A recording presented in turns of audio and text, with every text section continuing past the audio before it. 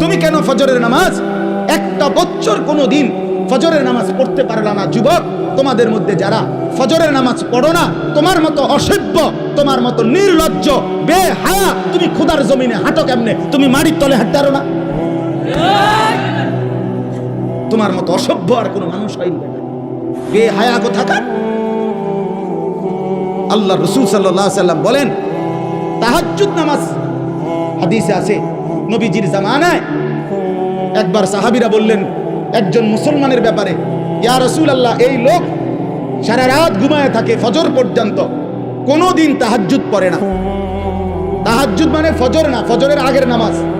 কথা বোঝেন নাই আপনারা? নবীজির সাথে সাথে মিশকাতে আমরা নিজে পড়ছি, আল্লাহ রাসূল বললেন, যালিকা রাজুলুন বালাশ শাইতানু ফি উদুনাইহি। নবী বলেন, তাহাজ্জুদ পড়ে না কখনোই, তাহলে তো এটা এমন একটা লোক যার দুই কানে শয়তান পেশাব করে দিছে।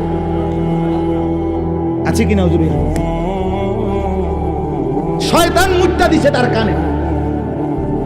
তাহলে যেই যুবক, যেই মুসলমান ছেলে মেয়ে নারী পুরুষ একটা বছর 6টা মাস কোনোদিন ফজরের নামাজ পড়ে না, নবীজির সামনে যদি এই ডাকাতের কথা বলতো কি বলতো? নবীর সামনে যদি বলে, ইয়া রাসূলুল্লাহ, আপনার উম্মতের এই ডাকাতে 1 বছর কোনোদিন ফজরের নামাজ পড়ে না, তার ব্যাপারে আপনার মন্তব্য কি? তো রাসূল বলতেন, নবী শুনলে বলতেন, শয়তান তার পুরা শরীরে পায়খানা করে দিয়েছে। হ্যাঁ, লজ্জা থাকলে হাসো না। মানুষের বাচ্চা যদি হও, হাসো না। যদি মুসলমান মার ঘরে জন্ম নিয়ে থাকো, কেন সেজদা দিবা না? এই বেটা, কেন সেজদা দিবা না? নবীজি সাল্লাল্লাহু আলাইহি ওয়াসাল্লামের স্পষ্ট হাদিস, ফজরের নামাজ যে পড়ে না, নবী বলেন, ওয়া ইল্লা আসবাহা খাবিসান নফস কাসলানান। নবী যে বলেন যে ফজরের নামাজ পড়ে না, শুনতেছেন সবাই? ওই শুনতেছেন আপনারা? রাসূল বলছে যে ফজরের নামাজ পড়ে না, সে খবিস, খবিস, খবিস, এটা খবিস বেটা, খবিস, এটা খাবিসান নফস